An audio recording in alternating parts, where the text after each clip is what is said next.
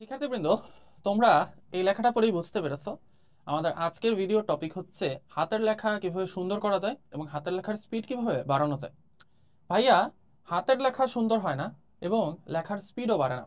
এটা বাংলাদেশের জাতীয় সমস্যা। এটা শুধুমাত্র বাংলাদেশ না, এটা বৈশ্বিক সমস্যা। পৃথিবীর সকল দেশের সকল স্টুডেন্টেরই হচ্ছে এই কমন সমস্যাটা আছে এবং এই কমন সমস্যাটার সলিউশনের জন্য আমি প্রায় 99.99% শিওর যে যারা এসএসসি এবং এইচএসসি লেভেলের স্টুডেন্ট আছে, শুধু বাংলাদেশে না বহির্বিশ্ব, তারা সবাই হচ্ছে তাদের ভাষায় এই টাইপের কোনো না কোনো টিউটোরিয়াল দেখেছে।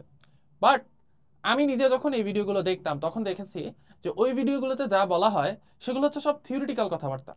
প্র্যাকটিক্যাল কোনো ইউজেজ অ্যাকচুয়ালি ওই ভিডিওগুলো থেকে পাওয়া যায় না। সো আমি এখানে চেষ্টা করব যে আমি নিজে কিভাবে হাতের লেখার স্পিড বাড়িয়েছিলাম এবং হাতের লেখা মোটামুটি বোঝার মতো করেছিলাম সেটা নিয়ে হচ্ছে একটু ডিসকাশন করতে। আর কয়েকটা স্টেপের মাধ্যমে আমি তোমাদেরকে এই হাতের লেখা কিভাবে সুন্দর করা যায় এবং স্পিড বাড়ানো যায় সেটা দেখাবো। গত পরশু দিন মোস্ট প্রবাবলি আমি হচ্ছে একটা পোস্ট দিয়েছিলাম যে আমার বাংলা রচনা অনেক বড় করেছিলাম আমি। তো সেটাতে অনেকেই হচ্ছে ফ্রাস্ট্রেটেড হয়ে গিয়েছিল যে ভাই আপনি কিভাবে এত বড় লেখা লিখছেন বা হাতের লেখার স্পিড কিভাবে এত বাড়াইছেন। তো চলো সেই সিক্রেটগুলো তোমাদের সাথে আজকে শেয়ার করি। প্রথম জিনিস, এটা সবাই বলবে তোমাকে, সবাই, সেটা হচ্ছে তোমাকে অস্ত্র ঠিক করতে হবে। বাট আমি তোমাকে প্রথমে এই অস্ত্রের কথা বলবো না। আমি তোমাকে প্রথমে বলবো যে প্র্যাকটিস কখন করতে হয়। তোমাকে যত ইউটিউবার আছে সবাই বলবে তোমাকে সারা বছর হাতের লেখা প্র্যাকটিস করতে হবে এবং এটা আমাকে অনেকেই বলছে। বাট আমি তোমাকে বলবো তুমি হাতের লেখা প্র্যাকটিস করবা পরীক্ষার 7 দিন আগে। এখন ভাই আপনি বললেন হাতের লেখা প্র্যাকটিস করবো পরীক্ষার 7 দিন আগে। পরীক্ষার 7 দিন আগে আমি কিভাবে হাতের লেখা প্র্যাকটিস করে আমার হাতের লেখা সুন্দর করে ফেলবো? দেখো, হাতের লেখার দুইটা পার্ট। একটা হচ্ছে তোমার অক্ষরগুলো প্র্যাকটিস করা বা অক্ষরগুলো সুন্দর করা। তোমার অক্ষর সুন্দর হয়ে গেলে কিন্তু শব্দ সুন্দর হয়ে যাবে, বাক্য সুন্দর হয়ে যাবে। সেই অক্ষর বা শব্দ বা বাক্য সুন্দর করার জন্য তোমাকে সারা বছর একটু একটু প্র্যাকটিস করতে হবে। বাট তোমার হাতের লেখার স্পিড পরীক্ষার হলে বাড়ানোর জন্য তোমাকে কি করতে হবে? পরীক্ষার 1 সপ্তাহ আগে প্র্যাকটিস করতে হবে। খেয়াল করে দেখো, একজন ফুটবলার বা একজন ফুটবলার যখন সে ফুটবল খেলতে যায় তখন সে সারা বছর কি প্র্যাকটিস করে? তার স্কিলগুলো প্র্যাকটিস করে, রাইট? আর ম্যাচের 1 ঘন্টা আগে সে কি করে? সে জাস্ট নিজের ওয়ার্ম আপটা করে, যে এত বছর সে যে প্র্যাকটিস করে আসছে সেই প্র্যাকটিসটা যাতে তার এই ফুটবল খেলায় এই যে যে ম্যাচটা আছে তার সামনে সেটাতে যাতে সে 100% ডেলিভারি দিতে পারে, রাইট? সো ওই প্র্যাকটিস ডেলিভারি দেওয়ার জন্য তুমি যে ওয়ার্ম আপটা করবা এটা হচ্ছে পরীক্ষার আগের 7 দিন। আর আমাদের কাছে এখানে ওয়ার্ম আপটা করার কারণ কি? আমাদের হাতের লেখার স্পিড বাড়ানো। তো আমরা হাতের লেখার স্পিড বাড়ানোর জন্য পরীক্ষার 7 দিন আগে খুব বেশি লিখবো না, আমরা মাত্র 10 পেজ লিখবো। যখনই তুমি পরীক্ষার 7 দিন আগে এই 10 পেজ লেখার টার্গেট নিয়ে বসবা তখন দেখবা প্রথম দিন তোমার হাত প্রচন্ড ব্যথা করতেছে, মানে মনে হবে ছিঁড়ে যাবে।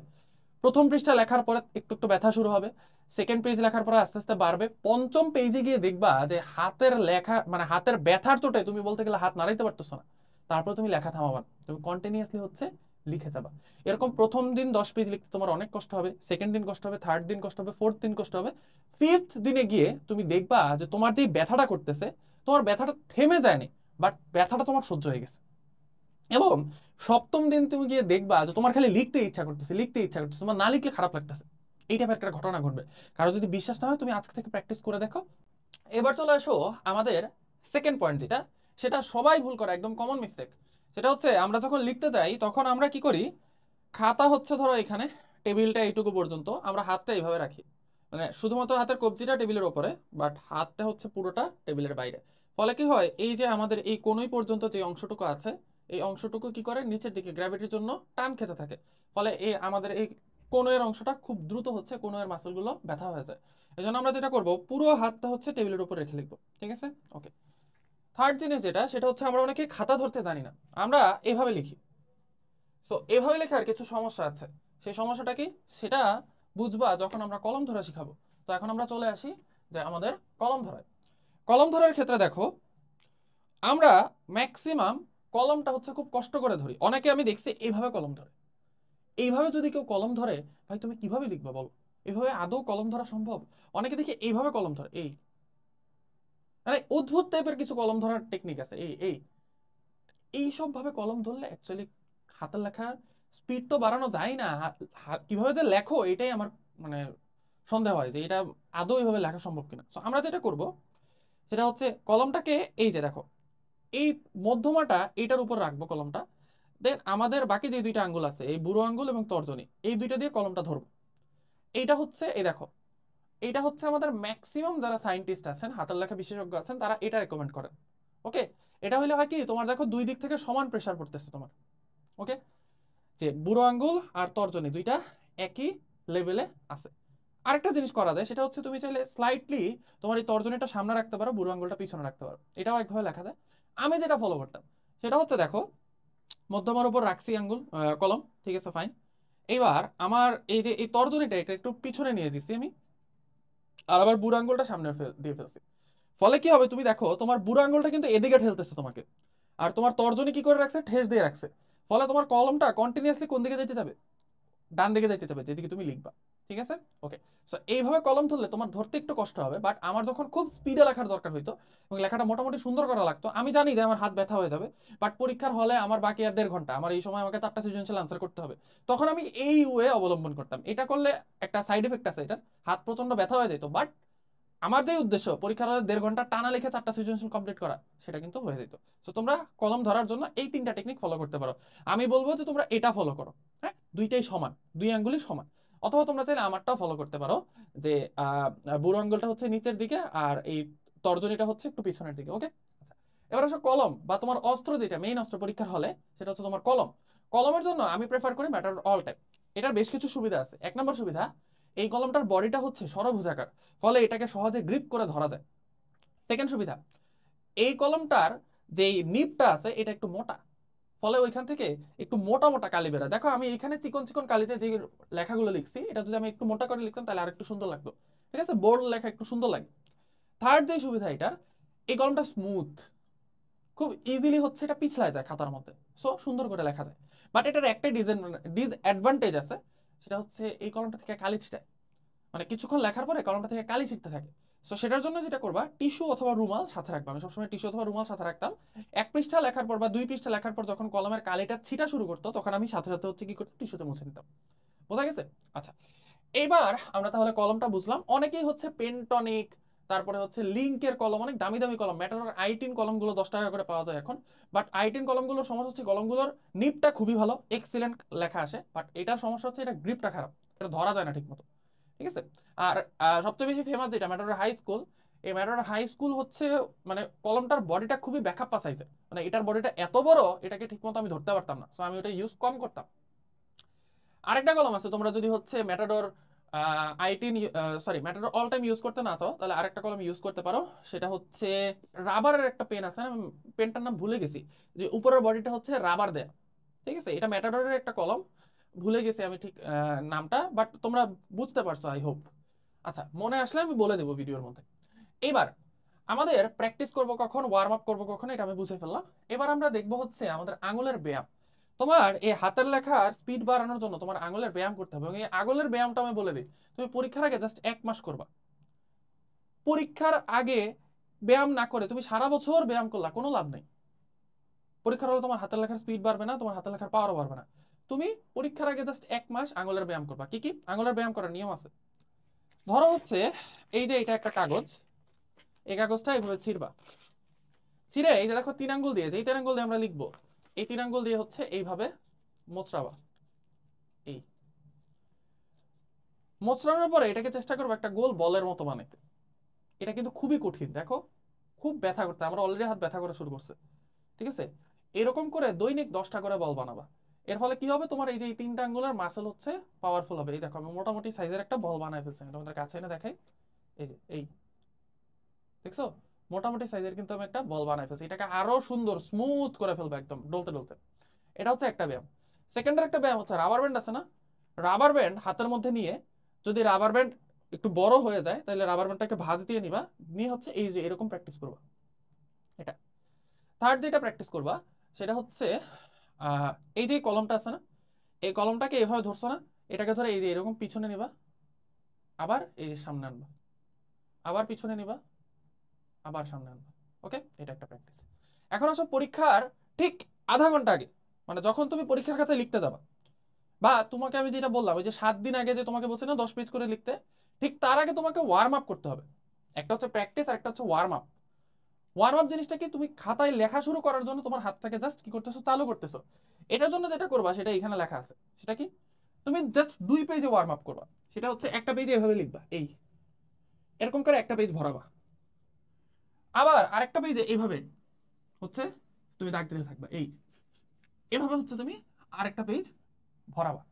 ফলে কি হবে, তুমি যদি জাস্ট 5 মিনিট 5 মিনিট যদি হচ্ছে এই কাজটা করতে পারো, আমি আধা ঘন্টাও বলছি করতে পারো, আধা ঘন্টা, বাট তুমি যদি জাস্ট 5 মিনিট এই কাজটা করো, তাহলে তোমার কি হবে, তোমার হাতটা ওয়ার্মড আপ হয়ে যাবে।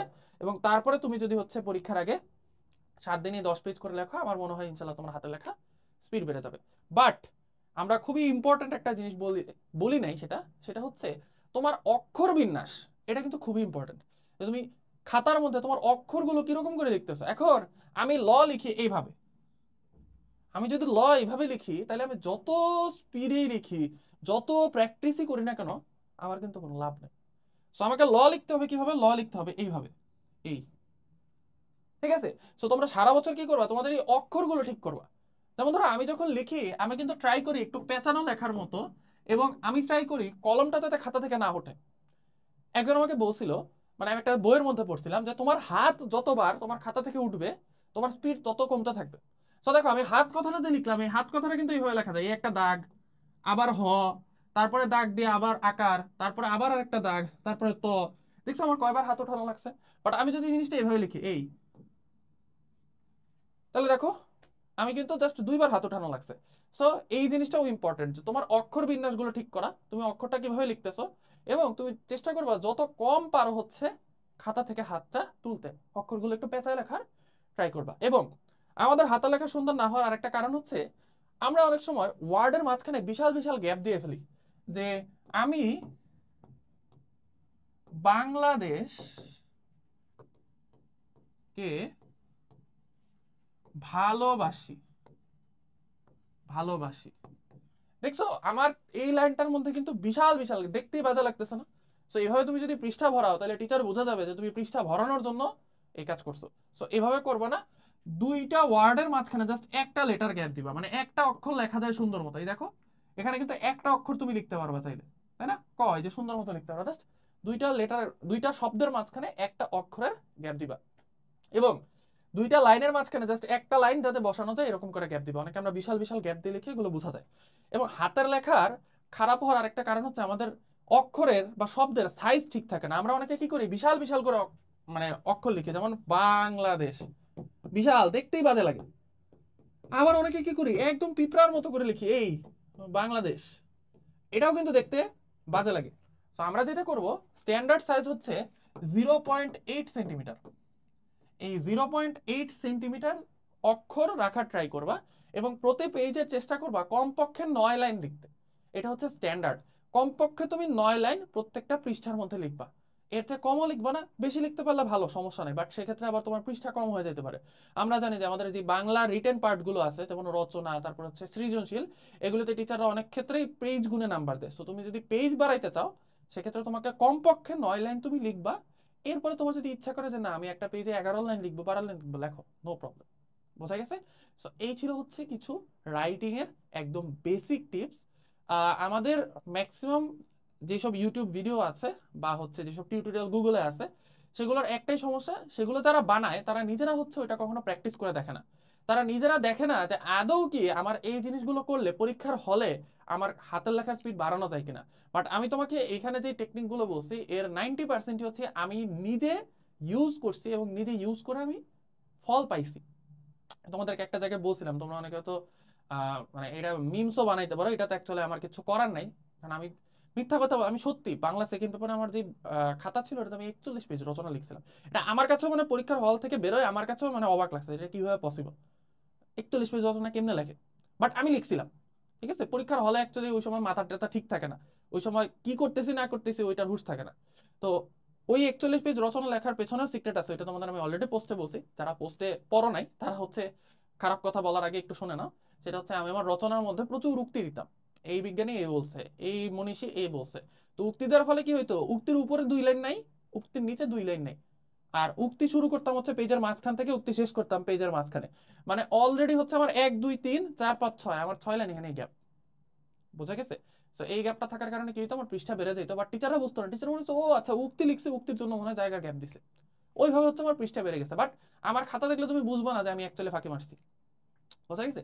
আচ্ছা, সো যারা বাংলা পরীক্ষা দিচ্ছ এবং যারা হচ্ছে বাংলাদেশের বিশ্ব পরিচয়, রিলিজিয়ন, দেন হচ্ছে আইসিটি রিটেন, এইসব যেগুলোতে হচ্ছে থিওরি লিখতে হয় প্রচুর, বা ইংলিশ সেকেন্ড পেপার, এইসব জায়গায় হচ্ছে তোমরা এই ট্রিক্সগুলো ফলো করতে পারো, এবং এই ট্রিক্সগুলো ফলো করলে হোপফুলি তোমাদের হাতের লেখা ঠিক হয়ে যাবে।